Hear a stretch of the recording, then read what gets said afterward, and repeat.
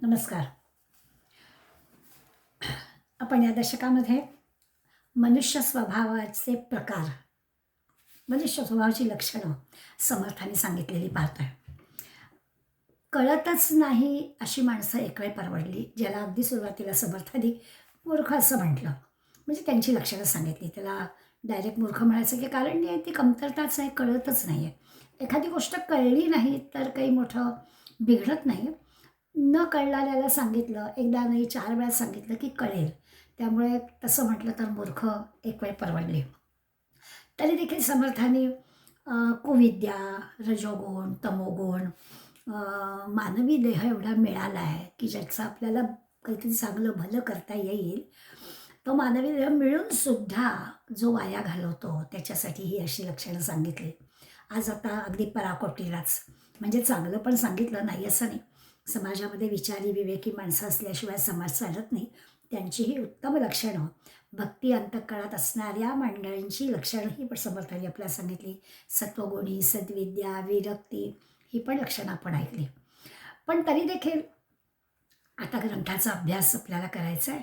खऱ्या अर्थाने हा जो नरदेह मिळालेला आहे त्याला कारणी लावायचं आहे, कामी लावायचं आहे. योग्य गोष्टी त्याच्याकडून करवून घ्यायच्या आहेत आणि त्याच्यासाठी जे काही चुकीचं आहे, जे काही नको आहे ते आपल्याला काढून टाकलं पाहिजे. मग आपल्याला ते कळलं पाहिजे. म्हणून आज पुन्हा एकदा समर्थ कळतंय पण वळत नाही. खरं म्हणजे ना, ग्रंथ समास वाचता वाचता आपली आपण परीक्षा करावी लागते. आपण कुठे अडकतोय आणि आपल्याला असं वाटतं की छे असं काही आपण नाही वागत, पण तरी पण आपल्याला कळतं. आणि मग तुम्ही आम्ही शिकली सवरलेली, सगळं समजताय असं असणारी वागतो कसं, त्याचं नाव समर्थाने या समासाला दिलं आहे आणि म्हटलं आहे हे पढत मूर्ख, शिकले सवरलेले. मग अशी म्हटलं तसं की मूर्खांना 4 वेळा सांगावं लागेल गोष्ट खरी आहे. बिचाऱ्याला माहीतच नाही आहे, त्यामुळे सांगितलं की कळेल. यांना माहिती आहे, पण करायचंच नाही आहे. चांगलं काय वाईट आहे समजतं आहे, तरीही चुकीचंच वागायचं आहे किंवा त्यापुरता जो काही स्वार्थ दिसतोय तेवढाच बघायचा आहे, असं वागणाऱ्या या पढत मूर्खाची लक्षणं समर्थांच्या समासात आपल्याला सांगणार आहेत. म्हणजे समर्थांच्या एक संतांचं निरीक्षण, कवी म्हणून त्यांचं असणारं वर्णन करणं, हे आपण एक क्षणभर बाजूला ठेवू. पण समाजामध्ये अशी माणसं गेल्या 350-400 वर्षात अधिक संख्येने वाढली आहेत. त्याचं एक मनाला बोच लावून घेऊया. म्हणजे नुसतं समास अभ्यासला, वाचला, चला पुढल्या वेळेला पुढला समास, एवढं नाही. तर हे सगळं काय आहे नेमकं? कुठे चुकतंय? त्या आपल्यापुरत्या चुका तर दुरुस्त करायचा प्रश्नच नाही. पण आणखीन पढत मूर्ख असणाऱ्या मंडळींचं हे पढत पण त्यांना सांगायचं आणि मूर्खपण कसं सोडायला लावायचं याचा पण आपल्याला विचार समासामध्ये करायचा आहे. लक्षात असं घ्यायचं की माणसाच्या अंतःकरणामध्ये देहबुद्धी आणि आत्मबुद्धी, कारण आपण करतो आहोत पारमार्थिक ग्रंथाचा अभ्यास. त्यामुळे सारखा विचार करायचा की मिळालेला हा नरदेहाचं आपण मोक्षाकडे कसे जाणार आहोत? या नरदेहाला उत्तमातल्या उत्तम गोष्टीकडे जाऊन ह्या जन्ममृत्यूच्या चक्रातून कसं बाजूला करणार आहोत हे आपल्याला पाहायचंच आहे. त्यामुळे आपल्या अंतःकरणामध्ये देहबुद्धी आणि आत्मबुद्धी ह्या दोन्ही असतात. ही जी आत्मबुद्धी आहे ती निपक्षपाती आहे. कुणाची बाजू घ्यायचा प्रश्नच नाही. जे चांगलं आहे त्या चांगल्याचंच, जे काही हिताचं आहे, जे खरं आहे, सत्य आहे, तीच बाजू आत्मबुद्धी घेतो. आपण बऱ्याचदा म्हणतो बघा, माझा आतला आवाज मला काय सांगतो, मला इंट्युशननी काय करावंसं वाटतं. हे जे आहे ना, हे खरं, सत्य, योग्य, बरोबर असणारं असं ही आत्मबुद्धी सांगते.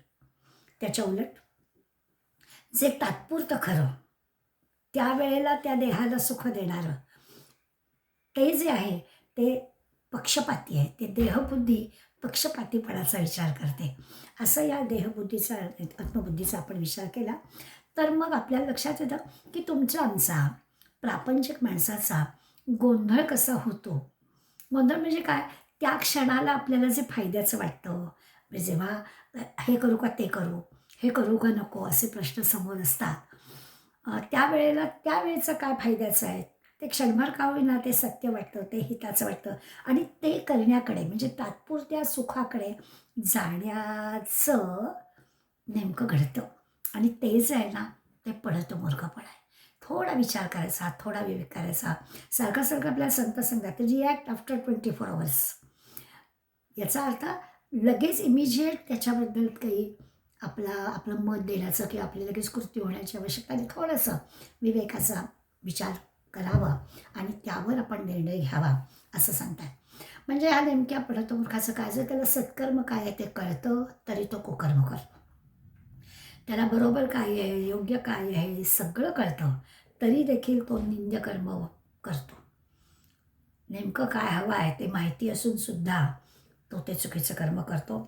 सद्गुणांची जाणीव त्याला आहे, तरी देखील तो दुर्गुणांनीच वागतो, म्हणजे चुकीचंच वागतो असं आपल्याला म्हणजे जसं आपण म्हणतो ना, की अगदी 12वी झाल्यावर शिक्षणासाठी बाहेर गेलेला मुलगा किंवा नातू आपण म्हणूया आता, की मग भीती काय असते, की काय नेमकी त्याला मित्रपरिवार काय मिळेल?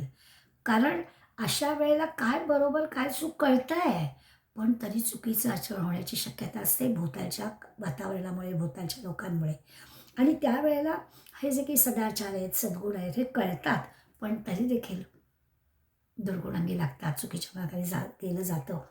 याच्यासाठी कसा विवेक करायला पाहिजे, कसा विचार करायला पाहिजे, हे सांगण्यासाठी समर्थांचे जे महंत आहेत ना, ती तरुण मुलंच आहे हो.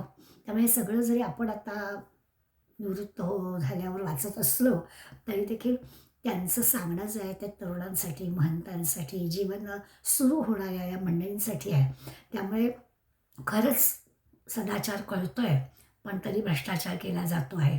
हे आपण करतोय हे बरोबर नाही आहे, हे कळतंय, तरी देखील तत्क्षणी असणाऱ्या सुखाचा, थोडा असणाऱ्या फायद्याचा विचार करून माणूस अशा प्रकारचं वर्तन करतो आणि उत्तम लक्षणं सोडतो आणि ही अशी चुकीची गोष्ट करायला जातो. पडतं मूर्ख त्याला म्हणतात.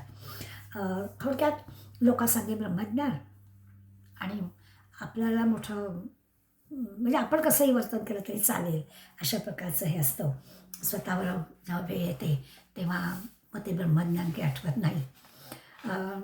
असा विचार याच्यात आहे. म्हणजे थोडक्यात असं आहे की तुम्हाला मग प्रापंचिक मंडळींच्या जीवनामध्ये जो एक स्वार्थ नावाची गोष्ट धुमाकूळ घालते ना, की प्रत्येक ठिकाणी आपल्याला त्याच्यातला काय फायदा आहे असा विचार प्रापंचिक माणूस करतो.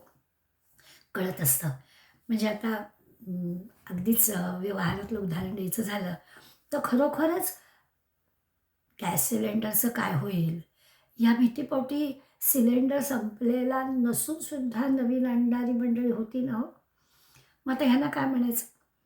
तर असं कळतंय की आपण चुकीचं करतोय. हे असं करणं बरोबर नाही आहे. काहीतरी याच्यातून मार्ग निघेल. आपलंच झालं की झालं असं करून नाही चालणार. असं सगळं आपल्याला कळतंय. तरी देखील माणूस याचं कारण असं असतं की माणूस, प्रापंचिक माणूस विशेष करून, हा आपल्यापुरता विचार करतो, स्वार्थाचा विचार करतो आणि चुकीचं वागतो.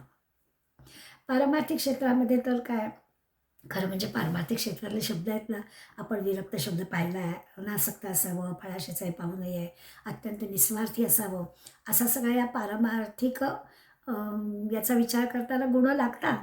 त्यामुळे सामान्य जी लोकं आहेत, त्या सामान्य लोकांच्यामध्येच या पडत मूर्खांची संख्या जास्त असते.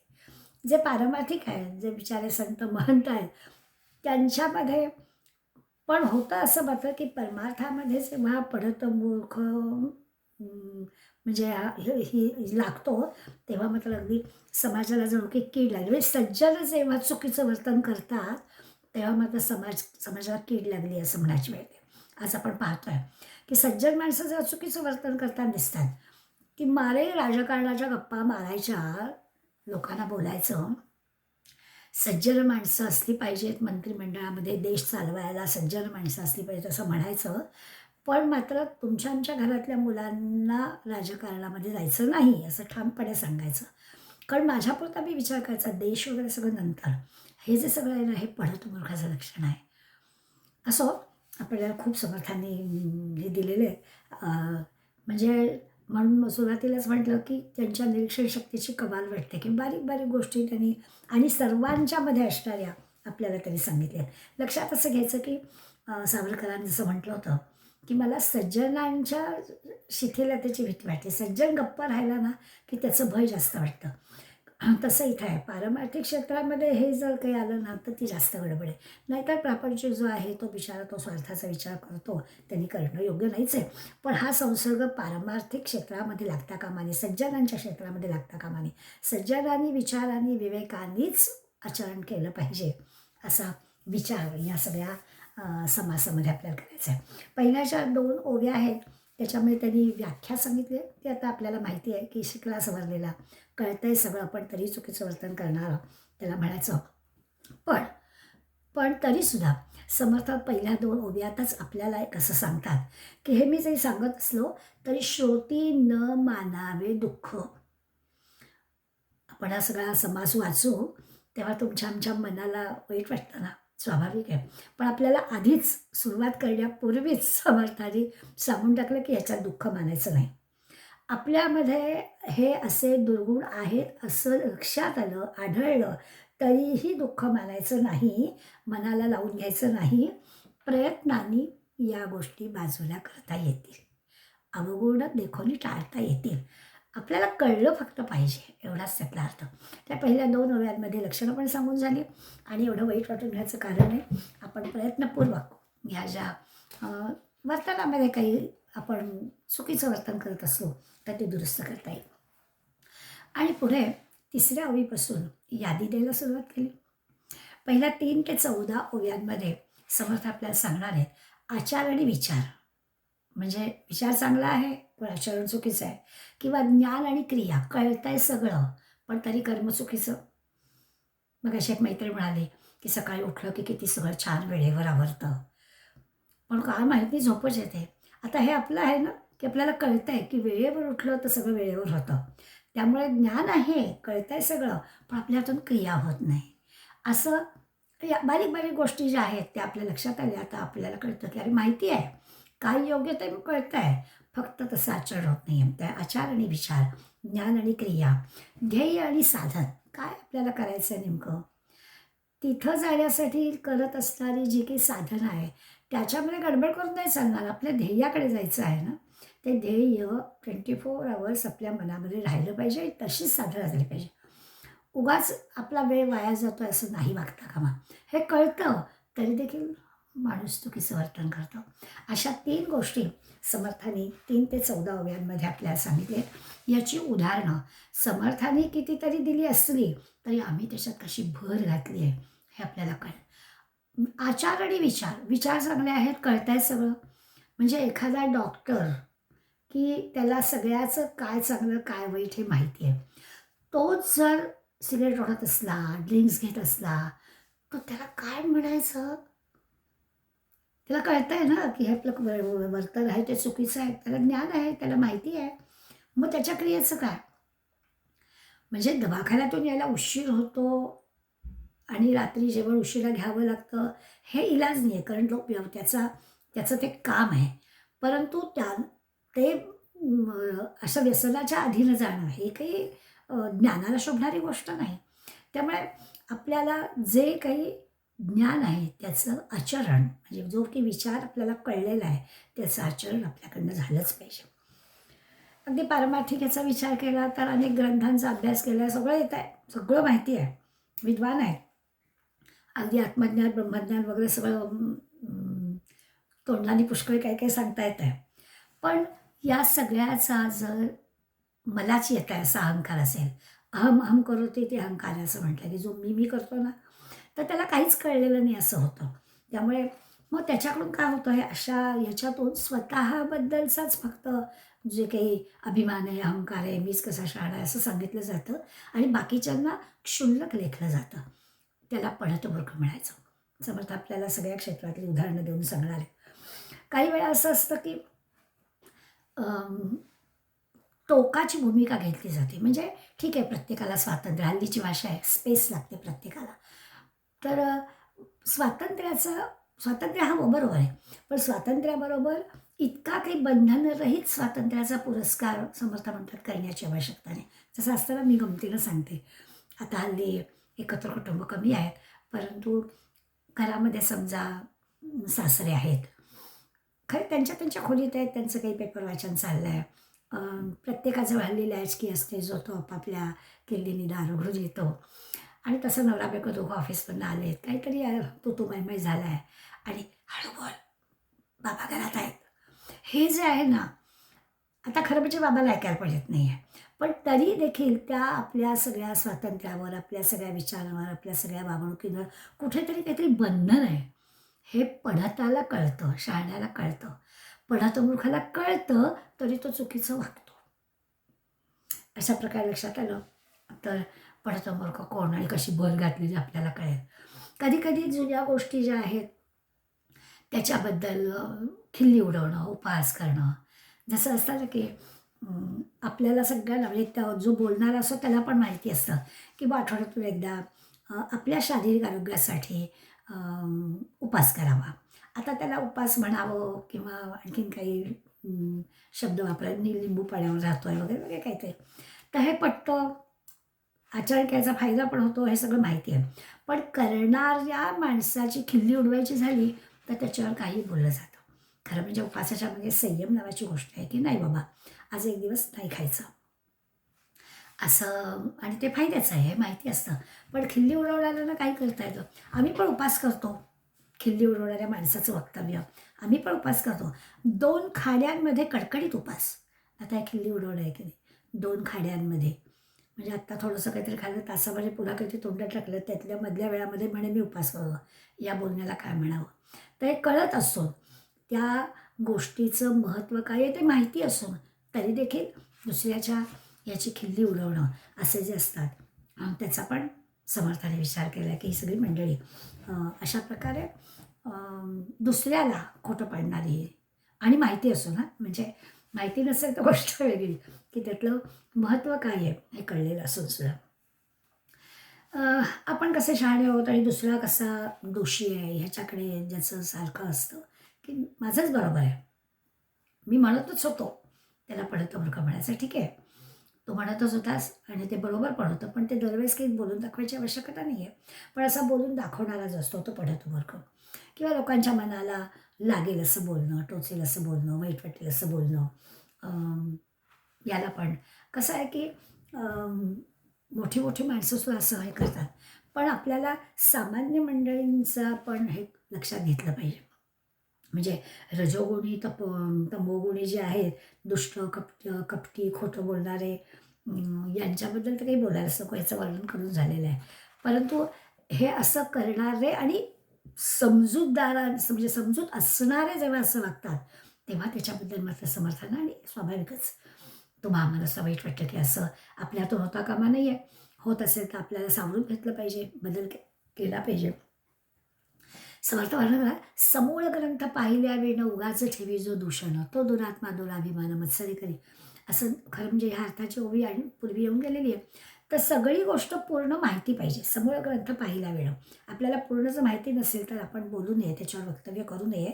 पण तर मूर्खाला सवय असते, थोडंसं काय कळलं की लगेच त्याच्यावरती ताशेरे झाडून मोकळं व्हायचं. तसं करू नये असं ते आपल्याला सांगतात. दुसरं असं की जसं असतं ना, की पढत मूर्ख हा एखाद्या माणसाच्या अ, विचारावर बरोबर टोकतो. म्हणजे जसं आहे ना, की मला आठवतंय लोकमान्य टिळकांनी कर्मयोगावरती गीतेचं विवेचन केलं आणि खरं म्हणजे घरामध्ये हा तुमचा आमचा पण अनुभव आहे. गणपती आणतो आपण काय 1.5 दिवस, 5 दिवस आणि ती गणपतीची मूर्ती आणतो. ते 1-1.5 दिवसाचा, 5 दिवसाचा तो घरातला सगळा जो काही एकंदर माहोल असतो, तो मोठा आनंददायी असतो. आणि खरोखरच 1.5 दिवसांनी गणपती विसर्जन झालं, 5 दिवसांनी गणपती विसर्जन झालं, की ती जागा किंवा ते एक असं काहीतरी घरात रिकामं पण वाटतं. हा जो भक्तिमार्गी माणूस आहे ना, त्या माणसाला खरोखरच वाईट वाटतं आणि मग त्याची खिल्ली उडवली जाते. एकदा लोकमान्य टिळकांना एकाने विचारलं, "तुम्ही एवढे कर्मयोगपर गीतेचा अर्थ सांगितला आणि मग तुम्हाला गणपती विसर्जनानंतर डोळ्यात पाणी कसं येतं?" तर आपल्या लक्षात येईल की सगुण भक्ती आवश्यकच आहे. आपण पारमार्थिक ग्रंथाचा विचार करतोय त्या मधून आपल्या लक्षात घ्यायचं की व्यवहारातल्या सगळ्या गोष्टी किती जरी पाहिल्या तर त्या सगळ्या गोष्टी आपल्याला वळवायच्यात परमार्थाकडे. तर सगुण भक्तीशिवाय ही निर्गुण भक्ती कळणार नाहीच आहे. परमार्थ कळायला व्यवहार कळला पाहिजे, तेव्हा परमार्थ कळतो, गोष्ट खरीच आहे.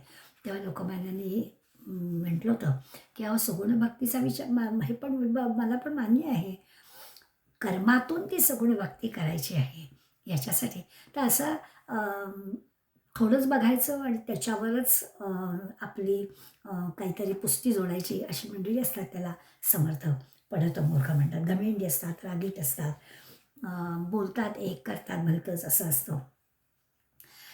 दुसरं असं असतं की बोलण्याचा अधिकार असला तरच बोलावं. हे पढत मूर्ख असतात, बोलण्याचा अधिकार नसतो तर बोलण्याचा उपयोग होत नाही. अशा वेळेला तो बोलला तर ते पढत मूर्खाचं लक्षण आहे. आता हा तर विचार समर्थांनी सांगितला आहे, तो तुमच्या आमच्या सगळ्या लक्षात ठेवायला हवा की आपल्या बोलण्याचा उपयोग होतोय का, तरच आपण बोलावं. योग्यता असेल तरच बोलावं, अधिकार असेल तरच बोलावं. जो आपला अधिकार नाही, आपली योग्यता नाही, बोलून काही उपयोग नाही, अशा वेळेला बोलणारा असतो तो पढत मूर्ख कॅटेगरीत आहे.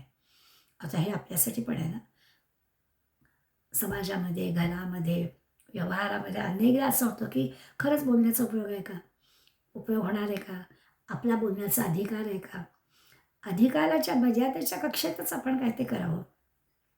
नाही तर आपण पढत मूर्ख आहोत असं होतं. एखाद्या भर सभेमध्ये वक्त्याला सुद्धा दुसऱ्या देणारी मंडळी असतात बरं का. स्वतःला मोठे शहाणे, मला सगळं माहिती आहे असं समजतात. तर अशा यांच्याबद्दल काय बोलावं?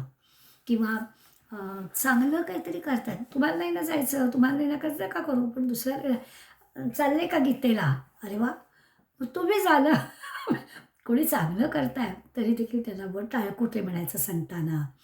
आता अगदी हल्ली जगभर म्हणे भजनाचं खूप प्रेम निर्माण झालं की भजनामध्ये खूप आनंद आणि काय एकदम माणसाच्या मनामध्ये परिवर्तन होतं वगैरे वगैरे असं काही.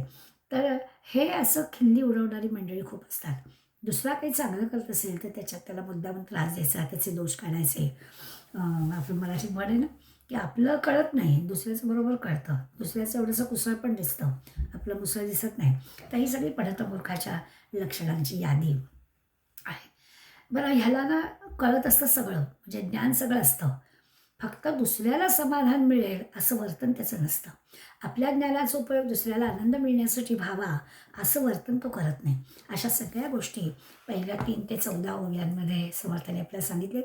मध्ये मध्ये आपण नेमके कुठे अडकतो ते आपण शोधू शकतो. त्यामुळे ते सगळं कमी होईल याचा आपण प्रयत्न करायचा. पुढलं जे 15 ते 22 या ओव्यांमध्ये एक विषय समर्थाने आणला.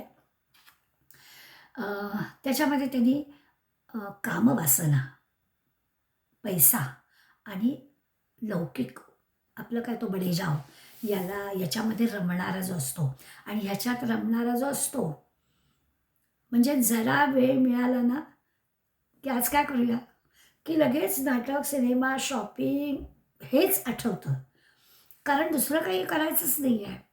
असं जे आहेत ना ते पढत मूर्ख असं समर्थाने म्हणायचं आहे. भगवंताची वगैरे काही आठवण होत नाही. काहीतरी छान वाचावं, काहीतरी छान संगीत ऐकावं, असं न म्हणता मजा करावी, भोग भोगावेत असं ज्याला वाटतं त्याला पढत मूर्ख म्हणतात. आणि मग 15व्या ओळीमध्ये समर्थांनी 2 आपल्याला उदाहरणं दिलेत. निसर्गातली दिलेत पण आपल्याला कळेल. हस्तबांधीचे ऊर्णतंत म्हणजे असं म्हणतात की कोळ्याच्या अंगामधून येणारा जो बारीक धागा असतो, आता तो किती लहान धागा, हत्ती केवढा, पण म्हणे त्या कोळ्याच्या जाळ्यामध्ये हत्ती अडकतो. हस्ती बांधलेले ऊर्णतंते म्हणजे तो त्याच्यात अडकतो, ते तोडून त्याला बाहेर जाता येत नाही. किंवा लाकूड पोखरणारा भुंगा लाकूड पोखरू शकतो, इतकी त्या त्या भुंग्याच्या सोडणीमध्ये ताकद आहे, लाकडालाही तो भोग पडू शकतो, पण कमळाच्या पाकळ्यात अडकतो. संध्याकाळी त्या कमळातले परागकण घ्यायला गेलो आणि ते जर कमळ मिटणारं असेल, चंद्रकमळ असेल तर ते मिटतं आणि मग ते मिटलं की हात अडकतो. मग अडकलेलं कळतं याला, तर ती कमळाची पाकळी कुरतडून तो बाहेर काही येऊ शकत नाही. ही 2 उदाहरणं समर्थाने इतकी चपखलपणे दिलेत आणि ते आपल्याला सांगतायत, की असं माणूस प्रपंचात अडकतो. त्याला परमार्थ कळतो. या देहाचा नक्की आपल्याला काय उपयोग करायचा हे त्याला कळलेलं असतं. तरी तो त्या प्रपंचात गुरफटतो. तो पडतो मग. मी आपलं गमतीनं म्हणते, की संध्याकाळची वेळ असते नेमकी, गीतेला जायचं होतं आणि मग "अहो, काल का नाही आलीस?" असं मैत्रिणीला विचारलं. "अहो, नेमका नातू घरी यायचा होता." आता नातू चांगला 12वी-14वी झालेला, त्याचं काय खाण्याचं काय असेल ते टेबलवर काढून ठेवलं, तर त्याला काय मोठं भरवायचं आहे का? तर करून जावं ना आपल्या कामाला. पण तसं नाही, प्रपंचात अडकणं काय असतं? ते हे आहे, उष्णतंद्र. हा हत्ती जसा अडकतो, भुंगा जसा अडकतो आणि माहिती आहे बाहेर यायचा मार्ग, तरीही त्या मार्गातून तो बाहेर येत नाही. तसा हा जो पढत मूर्ख आहे, तो परमार्थ साधन नाही आहे त्याचं जो सामर्थ्य, तरी देखील साधत नाही आणि तो प्रापंचिक गोष्टींमध्ये गुरफटतो. 16, 17, 18 ओव्यांमध्ये त्यांनी कामवासनेवरती समर्थाने उदाहरणं दिले. म्हणजे कधी-कधी असं वाटतं की समर्थांच्या काळात सुद्धा असं स्त्रियांच्यात वावरणं किंवा लंपट ज्याला म्हणतो ना आपण, अशी माणसं होती आणि त्याच्यासाठी हे या 3 ओव्या त्यांनी दिलेत की काय. आणि समर्थ तर संप्रदाय चालवत होते. लहान तरुण मुलं त्यांच्या संप्रदायात होती. समर्थांचं शिष्यांच्या आचरणाकडे अगदी बारकाईनं लक्ष असे. म्हणजे 16, 17, 18 या ओव्यांमधलं वाहे करताना समर्थ चरित्रातला प्रसंग आठवतो, की समर्थांच्या एका शिष्यानं परस्त्रीशी अनैतिक वर्तन केलं होतं. समर्थांनी इतकी कठोर त्याला शिक्षा दिली होती, म्हणजे छडीनं फोडून काढलं होतं. जबाबदारी आहे ना, सद्गुरू आहेत ते. त्या सत्शिष्याचं वर्तन जर चुकीचं असेल, तर त्याला शासन झालंच पाहिजे. ते शासन पण केलं होतं.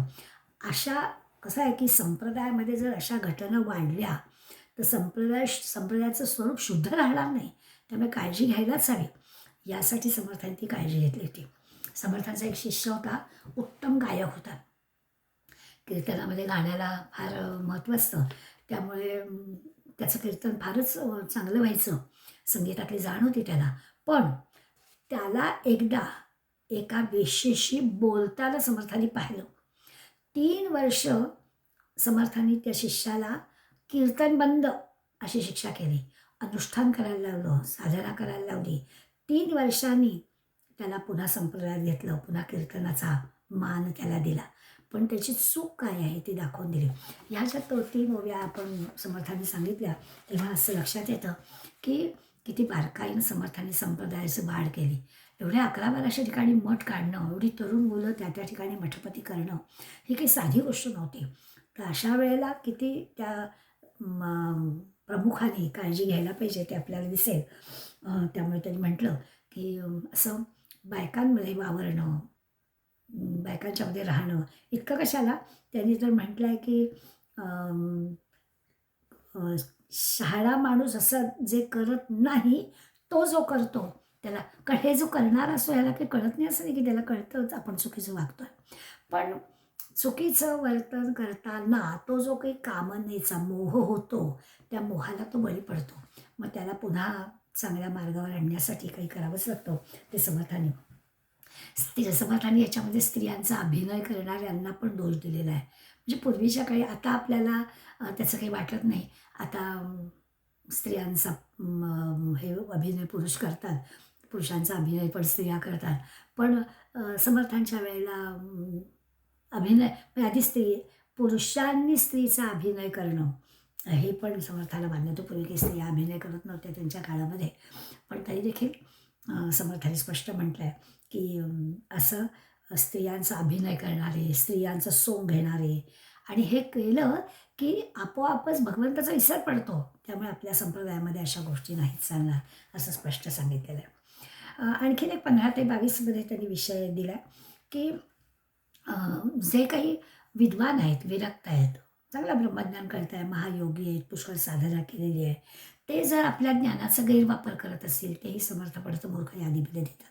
आपण मागच्या वेळेस मधुकराची गोष्ट पाहिली आहे, की एवढा चांगला उत्तम ज्योतिषी असणारा माणूस ठीक आहे ना, तुझ्याजवळ ते ज्ञान आहे, चांगली गोष्ट आहे. पण दुसऱ्याला त्रास देत असेल त्या ज्ञानाचा उपयोग करण्याची काही गरज नव्हती. त्या मधुकराला सांगितलं, की तू मरणार आहेस आणि मग याला काय, मग ह्या ज्ञानाचा काय उपयोग? असे जे आहेत त्याला पण समर्थांनी पढत मूर्ख असं म्हटलं आहे. किंवा समर्थांच्या एका शिष्याला, "अरे, तुझे समर्थ ब्रह्मज्ञानी आहेत ना, मग एक वाटीभर ब्रह्म आणून दे." आपल्याला माहिती आहेत समर्थ चरित्रातल्या गोष्टी. आणि मग समर्थांनीच त्याला दुसऱ्या दिवशी पाठवलं, की आधी बाटी रिकामी करून आणायला सांगा. म्हणजे अशा प्रकारचं माहिती असणारं मुद्दाम दुसऱ्याला त्रास देणाऱ्या गोष्टी करणारे पढत मूर्ख आहेत, असं समर्थ सांगतात.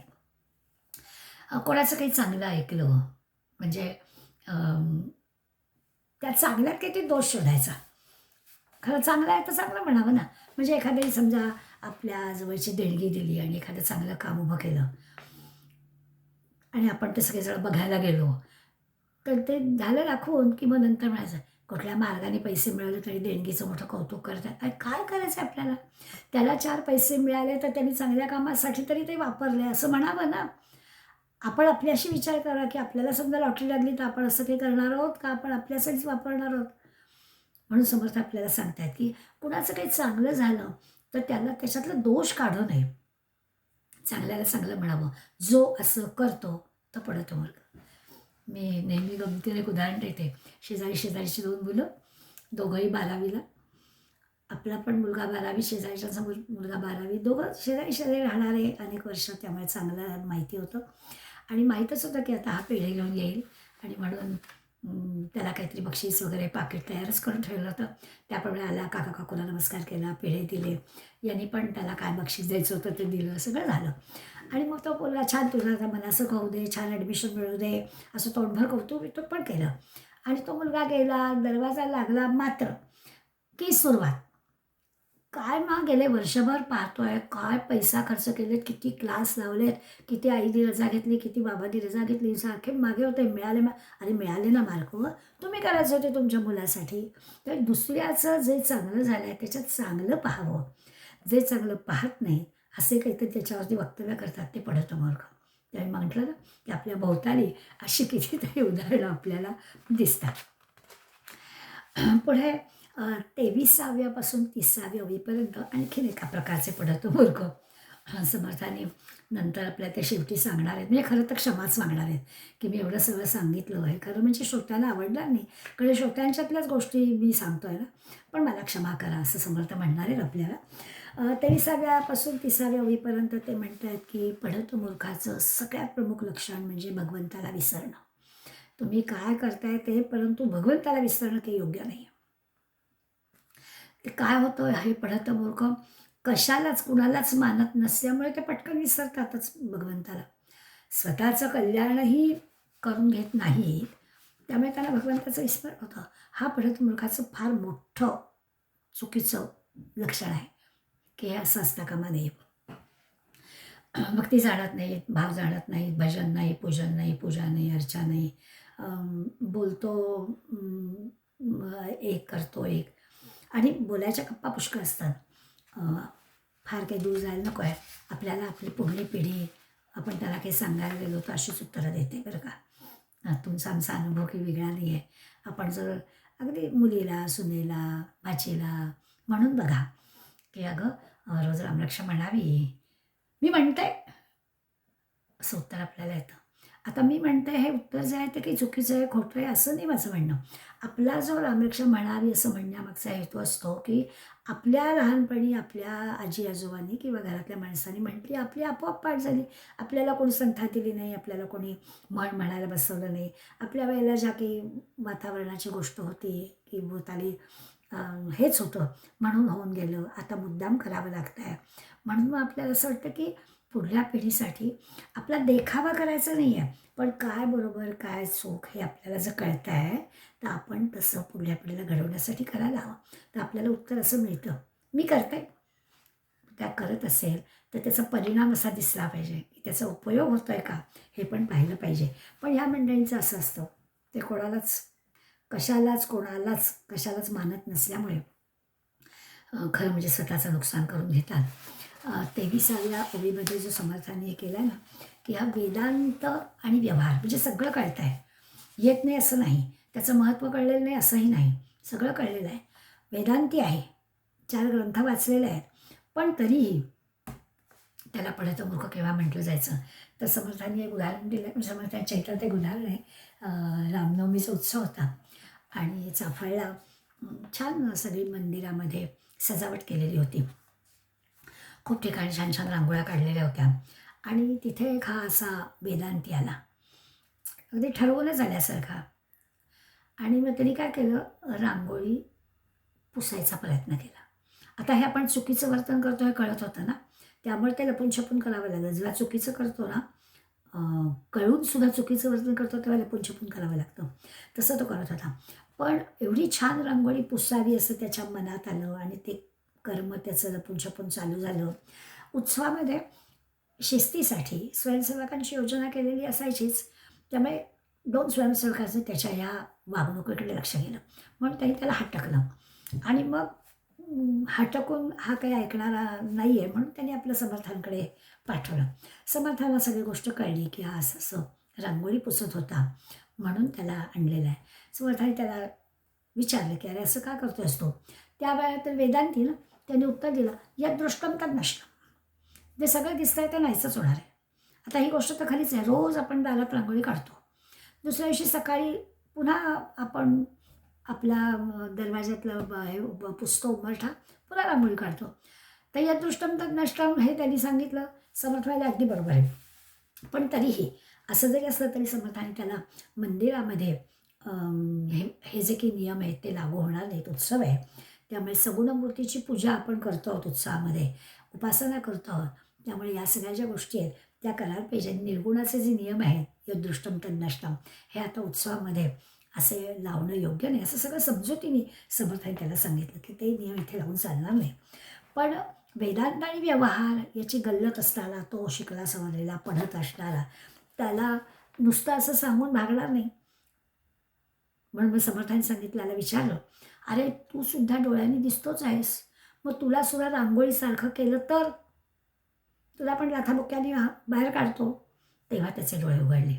त्यामुळे पढत मूर्ख काय कळत सगळं, इतक्या ग्रंथांचा अभ्यास केला कळत नाही आहे का? कळत आहे. पण तरीसुद्धा जेव्हा असं वागलं जातं, अंतःकरणामध्ये भक्तिभाव नाही आहे, माझंच काय तर मीच काय म्हणतो तो शहाणा आहे, अशी उदाहरणं आपल्याला पुष्कळ देतात. काही वेळेला तर असं पण उदाहरण असतं की आईवडील अत्यंत चांगले असतात, सद्गुणी, सद्विचारी, सद्विवेकी, आणि असं असूनसुद्धा त्यांच्या पोटी जन्माला येणारा पुत्र मात्र दुष्कर्म करणारा, असा व्यसनी किंवा असा निघतो. अशी उदाहरणं पाहिली की मला दुःख होतं. हे हे सुद्धा काय आहे, हे असं भ्रष्ट, अपवित्र अशी गोष्टसुद्धा, असं वागणंसुद्धा हे समर्थ सांगतात. ते पढत कळतं ना, म्हणजे आणि हे पण कळतं की आपण जर चुकीचं वर्तन केलं तर दोष आपल्या आईवडिलांना जातो, हे पण कळतं. तरी देखील चुकीचं वर्तन करणारे असतात ते, त्यांना पढत मूर्ख असं म्हटलं. दुसरं काही मंडळी असं घटकेत बोलणं बदलणारे असतात. घटकेत स्तुती करतात, घटकेत निंदा करतात, घटकेत चांगलं म्हणतात, घटकेत वाईट म्हणतात. असं कधी आदर करतात, कधी अनादर करतात. अशी माणसं पण समर्थ पढत मूर्ख यादीत टाकतात. तोंडावर एक बोलायचं, पाठीमागे एक बोलायचं, जसं बोलतो तसं वागायचं नाही. आता हे सगळं आपल्याला भोवतालची मंडळी असं वागतात त्याचे अनुभव आपण घेतच असतो. पण या असं वागणाऱ्याला प्रपंच की प्रपंच असं, म्हणजे परमार्थाबद्दल अनादरच, आवडतच नाही परमार्थ, अशी पण काही मंडळी असतात.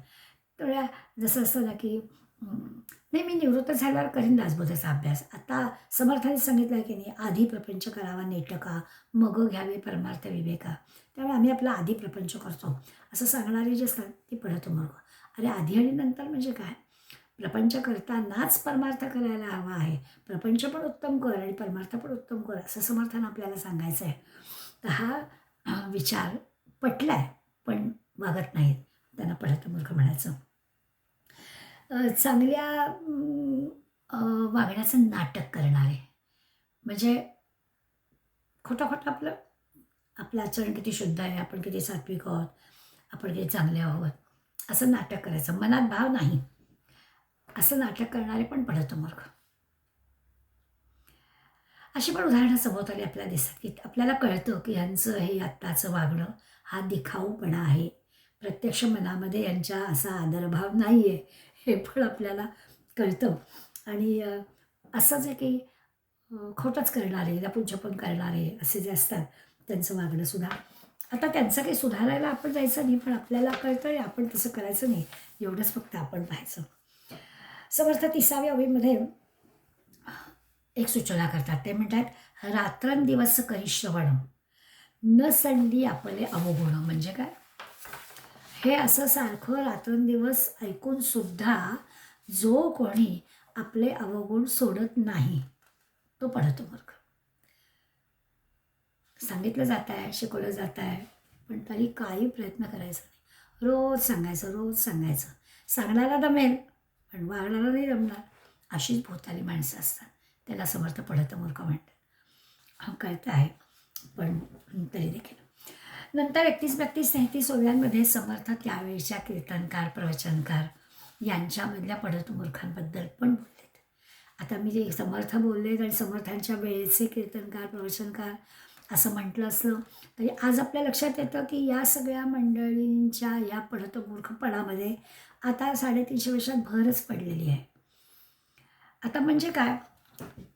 दोन्ही प्रकारे प्रवचन करणारे, प्रवचन ऐकायला जाणारे या सगळ्यांच्याबद्दल समर्थांनी या 2-3 ओव्यांमध्ये काही उदाहरणं आपल्याला सांगितली. ते म्हणतात, की समजा आपण प्रवचन ऐकायला गेलो आहे आणि समोर जो प्रवचन करणारा आहे, अधिकारी व्यक्ती आहे, अभ्यास करून आलेली आहे, त्याला आपण सन्मानाने बोलावलेलं आहे. त्यांचं न्यून काढणं हे पडत मूर्खाचं लक्षण आहे. तिथे तर नाही, भर सभेमध्ये तर नाहीच करायचं. पण नंतर सुद्धा त्याचं न्यून काढणं योग्य नाही. बऱ्याच मंडळींना पटतच नाही. समोरचा माणूस चुकीचंच बोलतोय, असंच मुळीसारखं. त्यातलं काय चांगलं आहे ते शोधा ना. सगळे मुद्दे 100% त्यांचे जे असतील ते आपल्याला पटतील ना पटतील. पण काय चांगलं आहे ते शोधायला काय हरकत आहे. पण एकेकाचा स्वभावच असतो, पढत मूर्खाचा असा स्वभावच असतो, की जायचं ऐकायला आणि त्यातलं न्यून काय आहे तेच फक्त काढायचं. हे काही त्यांचं आम्हाला पटलं नाही. अरे पण जे काही पटलं आहे ते सांगा ना. असं असतं. किंवा अ, एखादा गुरु शिष्याच्या संदर्भातला विचार करायचा झाला, तर शिष्य जेव्हा चुकीचं वर्तन करतो, म्हणजे सद्गुरूंचा अपमान करतोय आणि आपणच मोठे शहाणे असं जेव्हा दाखवतोय, तर त्यावेळेला त्या सद्गुरूंनी पुन्हा या शिष्याची अपेक्षा करू नये. काय समर्थ सांगतायत नीट लक्षात घ्यायचं. सद्गुरू मी शहाणा करायला जाईन त्याला असं म्हणायचं काही कारण नाही आहे. तो जर असं वर्तन करत असेल तर सद्गुरूंनी त्याची जागा त्याला दाखवावी असं स्पष्टपणानं समर्थ आपल्याला सांगणार आहे. कीर्तन प्रवचन आहे याच्यामध्ये काही वेळा म्हणजे आता अलीकडे आणखीन पण एक त्याच्यात भर पडली की आपण मंडळी असा विचार करतो की काय गर्दी असेल नको जाऊया. अरे ठीक आहे ना, एखादी चांगली गोष्ट असेल तर वेळेवर आपण जाऊ, वेळेवर जागा मिळेल असं पाहू. किंवा 2-2.5 तासाचा कार्यक्रम एका जागी ना नाही बसवत. खुर्च्या आहेत किती कोण जणे. असा प्रकार करून चांगली गोष्ट टाळतो. तसं पण नाही. समर्थ आपल्याला म्हणतात की धर्मामुळे जर काही उणेपणा आहे तसं ते येऊ दे ना. त्याची काहीतरी आपण सोय करायची. 3 तासाचा आम्ही नाटक सिनेमा बघू शकतो. पण 1.5-2 तासाचं कीर्तन असेल तर आम्ही जात नाही, काहीतरी अडचणी सांगतो. ते पडतं बरं. आता ही भर घातली बरं का आपण. समर्थाने सांगितलेल्या याच्यात ते नसलं तरी. पण समर्थ आपल्याला सांगतात की मोठं स्वतःची घमेंड, स्वतःचं म्हणजे त्या समोरच्या वक्त्याची, सद्गुरूची किंमत न ठेवणारे, गुरु परंपरा न सांगणारे, गुरु परंपरा न मानणारे अशा अनेक जे आहेत त्या सगळ्या किंवा बिदागी घेऊन कीर्तन प्रवचन करणारे अशा सगळ्यांना समर्थाने या रांगेमध्ये बसवल्या. अनेक उदाहरणं समर्थांच्या चरित्रामध्ये पण आपल्याला मिळतात. समर्थांनी एक स्पष्टपणानं आपल्याला सांगितलं आहे का अनेकदा ना काय होतं या महंतीची समर्थ शब्द वापरतात नशा चढते, की आपल्याला कोणी 10-20 लोकांनी चांगलं म्हटलं, काहीतरी संधी मिळाली, चांगलं करतोय आपण असं वाटलं, की आपल्यासारखे आपणच अशी ती नशा त्याला चढते आणि मग कुठे काय कसं वागावं. खरं तर समर्थांच्या सत्शिष्यांच्या कितीतरी गोष्टी अशा आहेत. एकदा समर्थांनी कल्याणाला कीर्तनाच्या वेळेला टाळ फेकून मारला होता. खरं तर असं आहे की समर्थ जेव्हा कीर्तन करत त्यावेळेला एखादा अभंग कल्याणाने सुचवायचा. म्हणजे त्यांनी म्हणताना पुढली ओळ आहे ती कल्याणाने सांगायची. अशा प्रकारची समर्थांची इच्छा असायची. तयार करणे, याला आपण शिष्य तयार करणं म्हणतो. किंवा वेण्णा स्वामींना समर्थांनी कीर्तन करायला सांगितलं आणि स्वतः समर्थ समोर बसले. उद्धवाला समर्थांनी कीर्तन सांगितलं.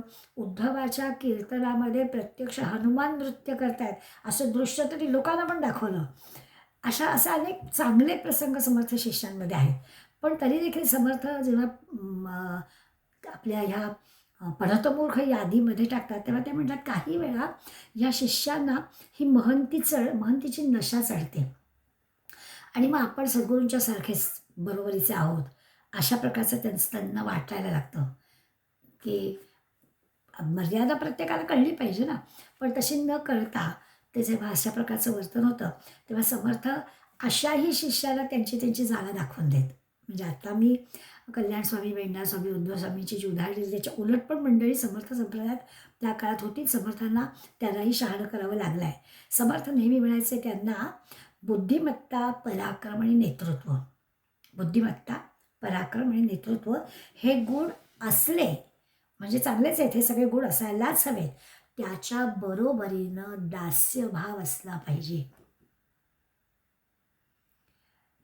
म्हणजे मग ते जे काही विचारीपण, विवेकीपण हे आहे, हे सगळं आहे. पराक्रम आहे, बुद्धिमत्ता आहे, नेतृत्व आहे आणि दास्यभाव नाही आहे. तर ह्या गुणांचा काही उपयोग नाही. का आम्ही भरताला मोठं म्हणतो, का आम्ही लक्ष्मणाला मोठं म्हणतो, का आम्ही हनुमानाला मोठं म्हणतो, कळले? हे सगळे गुण त्याच्याजवळ होते आणि त्यांच्याजवळ दास्यभाव होता. म्हणून समर्थ या 31, 32, 33 ह्या ओव्यांमध्ये जे प्रवचनकार, कीर्तनकार किंवा अशी जी मंडळी महंत ज्यांना करायचं आहे केलं आहे त्या सगळ्यांना सूचना देत आहेत की आपल्याला हा विचार केला पाहिजे, आपल्याला हे सगळं आलं पाहिजे, पण आपलं आचरण कसं असलं पाहिजे.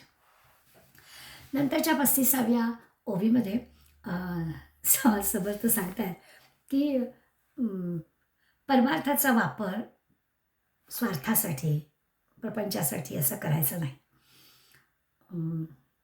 आता त्या काळामध्ये आपल्याला सगळे समर्थांचे सगळे जे महंत होते ते सगळे समर्थ संप्रदायातले होते. पण प्रापंचिक शिष्य पण समर्थांचे खूप होते. त्यामुळे ही सूचना त्यांना त्यांच्यासाठी आवश्यक पण होती. आज तर काय आवश्यक आहेच.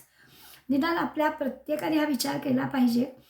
मनात असं येतं की अरे या मार्गाने म्हणजे खरं तर हे सगळे जे काही कीर्तनकार, प्रवचनकार मंडळी जी आहेत ती पोस्टमनचं काम करतात. समर्थ काय म्हणतायत, तुकाराम महाराज काय म्हणतायत, ज्ञानेश्वर माऊली काय म्हणतायत ते सांगणं एवढंच काम आहे. आणि तो सांगण्याच्या मार्गातला जो आहे तो आनंद आपण पण घेतात. त्यामुळे त्यांना व्यवहारातला मोबदला मिळवणं याच्यासाठी हे काम करायची आवश्यकताच नाही आहे. म्हणून समर्थ म्हणतात की पारमार्थाचा वापर पैशासाठी करणारा पडतो मूर्ख. आता हे काही लोकांना पटणार नाही. हल्ली लोकांचं वेगळंच असतं. लोक काहीही फुकट देऊ नये. फुकट दिल्याची काही किंमतच राहत नाही. कशी नाही किंमत राहत? आपण जे देतोय त्याचं मोल पैशात न करता आपल्या आनंदामध्ये करायला बघा की आपल्या लक्षात येईल की अरे नाही, कितीतरी वेगळंच आपल्याला मोल मिळालेलं आहे. पैशात मोजता येणारं मोल नाही आहे, अमोज आहे. असा अनुभव घ्यायचं ठरवलं तर तो पढतो, नाहीतर पढतो मूर्ख, असा त्याचा अर्थ. पुढे ते म्हणतात की लोकांना उपदेश करायला जातो आणि आपण मात्र दुसऱ्याच्या असा अधीन होतो, चुकीचं वर्तन करतो. आता हे तर अनेकदा ह्या समासात आलं की कळतंय पण वळत नाही, कळतंय पण वळत नाही, चांगलं काय ते माहीत आहे तरी चुकीचं वर्तन करतो आहे. यांनी काय होतं, आपल्या सद्गुरूंना, आपल्या धर्माला, आपल्या आईवडिलांना, ह्या सगळ्यांना एक कमीपण येतं. हे तरी लक्षात घेतलं पाहिजे. म्हणजे तुमच्या आमच्या लहानपणापर्यंत आपण आहे, तू अमक्याचा ना रे मुलगा, म्हणजे जणू काही अमक्याचा ना मुलगा ह्याच्यामध्ये अध्यारोतच आहे की त्याचं वर्तन चांगलंच असलं पाहिजे असं म्हटलं जातं. आता अलीकडे आपल्याला असं विधान करणं धाडसाचं वाटतं. कारण त्या त्या स्वतःचं जे काही एक भूमिका असते त्याची प्रत्येकाची त्यामुळे ते ना दुसऱ्याच्या अशा अधीन कळतं आहे, पण असे दुसऱ्याच्या अधीन होऊन जातात आणि चुकीचं वर्तन करतात. म्हणून ते आपल्याला 35, 36, 37 ओव्यांमध्ये ही जाणीव करून देत आहेत की आपलं वागणं कसं असलं पाहिजे. आपल्या आईवडिलांना, आपल्या सद्गुरूंना, आपल्या प्रथेला, आपल्या संस्कृतीला, आपल्या धर्माला कमीपणा आणणार असता कामा नये. ते जर असेल तर आपण पढतो बरं का. आणि अशा खरं म्हणजे ह्या सगळ्या उभ्या उभ्या वाचताना आत्ताच्या गेल्या 2 दिवसामध्ये आपण अनुभव घेतोय. समर्थाने काय किती शास्त्र वाचली, किती भाषणं दिली, किती काय केलं, तरी स्वतःची वागणूक जोपर्यंत आपल्या मनाला पटणारी, विचाराची, विवेकाची, शास्त्राशी सुसंगत नसेल तर गडबडच आहे. मग त्याला समर्थ वाचीवीर म्हणतात. नुसती बडबड. प्रत्यक्ष यांच्या कृतीकडे पाहिलं तर सगळा गोंधळच. ज्ञान बोलो न करी स्वार्थ किंवा स्वार्थासाठी करी परमार्थ असं आहे. म्हणून समर्थ आपल्याला 38व्या ओळीमध्ये सांगतायत की हा प्रपंच अशाश्वत आहे. म्हणून आपल्याला जमला नाही, ठीक आहे. कारण प्रपंच सगळ्यांना 100% जमत नाही, सुखदुःख सारखं येत जात असतंच. आणि परमार्थ आपण खोटा मानला म्हणून जमला नाही. आपण देवा ब्राह्मणांचा, सगळ्या प्रथेचा, संस्कृतीचा द्वेषच केला.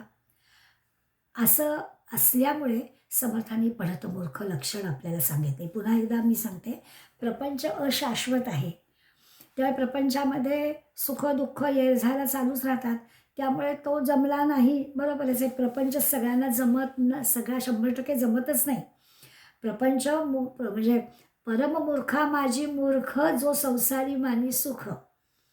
संसार सुखाचा आहे असं मानणाऱ्याला मूर्खच म्हटलं समर्थाने. तुकाराम महाराज म्हटलं, या संसार दुःखा इकडे दुःख, किंवा त्यांनी म्हटलं संसारामध्ये सुख आहे ऐसा देखिला ना ऐकिला, असं सगळ्या संतांनी आपल्याला याबद्दल सांगितलेलं आहे. त्यामुळे या संसारासारखे दुःख आणि का नाही, त्यामुळे ठीकच आहे. आणि असं सगळं असून जर परमार्थ पण खोटाच मानला तर दोन्हीकडे आपलं नुकसानच झालं. म्हणून ते आपल्याला सांगताय की हे सगळे वाचीवीर आहेत, कळत आहे सगळं, आणि तरी देखील इकडे पण यश नाही, तिकडे पण यश नाही, केवळ स्वार्थासाठी गेला. अशा सगळ्या मंडळींचं फार नुकसान होतं. सगळा हा दांभिकपणा, हा सगळा खोटेपणा या पारमार्थिक क्षेत्राला पण दूषित करतो. म्हणून समर्थाने पढतो मूर्ख लक्षणं सांगितली. खरं तुकाराम महाराज उदाहरण देत आहेत ढेकणांच्या बाजेचं. ढेकणाची बाजे सुखाची कल्पना.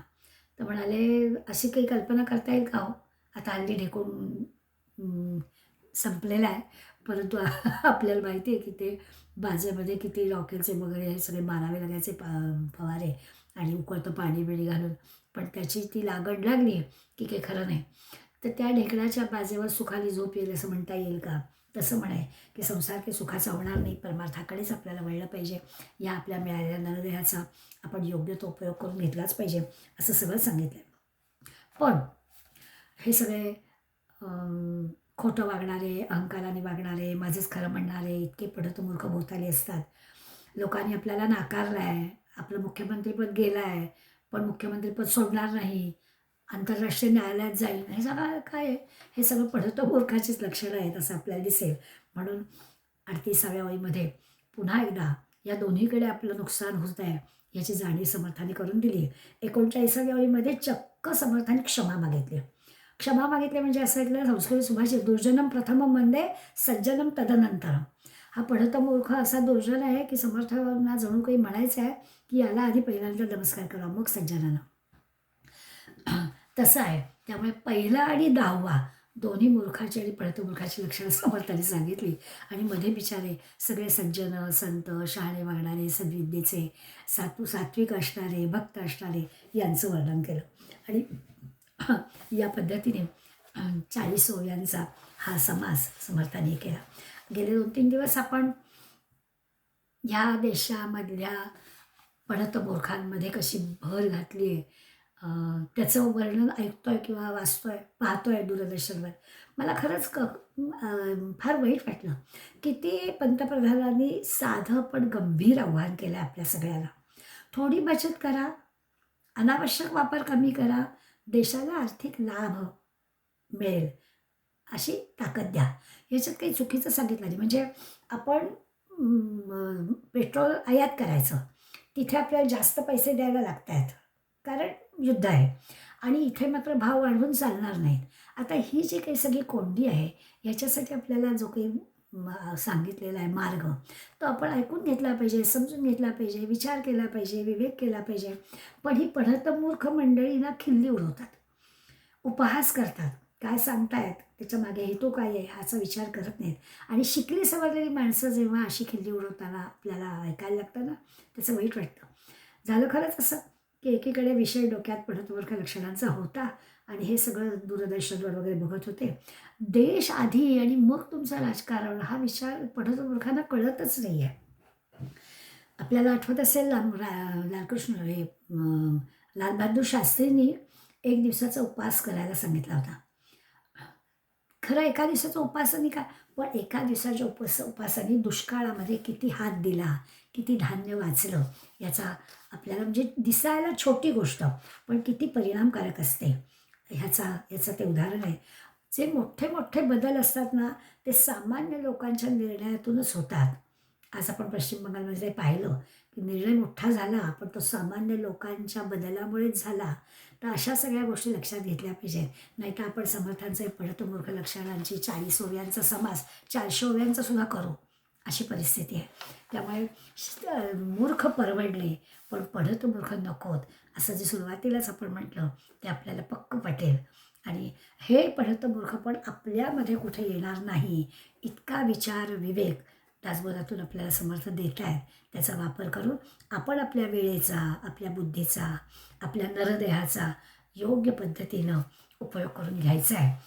तिसरा जो दशक आता सुरुवात होणार आहे, त्या दशकामध्ये याचाच म्हणजे समर्थ कसं एकातून एक पुढे आपल्याला देतात, की संसारामध्ये दुःख आहे किंवा सुख आहे याचा विचार करता असणारच आहे. पण जन्मदुःखाचं जे दुःख आहे, पुन्हा जन्माला येणं, पुन्हा या चक्रामध्ये म्हणजे किती जन्म घ्यायचे, असं जे आपल्याला आहे, त्या जन्माच्या चक्रामध्ये आपण पुन्हा पुन्हा येतोय. ते जे जन्मदुःखाचं, गर्भवासाचं दुःख आहे, ते भयंकर दुःख पुढच्या दशकापासून समर्थ एका वेगळ्या पद्धतीनं आपल्यासमोर मांडणार आहेत. जी गोष्ट म्हटलं तर आपल्या हातात नाही आहे, परंतु त्याचं जर आपण बारकाईनं अभ्यास केला तर लक्षात येतं की अरे, या चक्रातून सुटण्यासाठी संधी मिळाली आहे, त्या संधीचा आपण उपयोग करायला हवा. अशा प्रकारचा विचार समर्थ पुढल्या दशकात आपल्यासमोर मांडणार आहेत. ते आपण पुढल्या वेळेस पाहू. आज इथेच थांबू. धन्यवाद.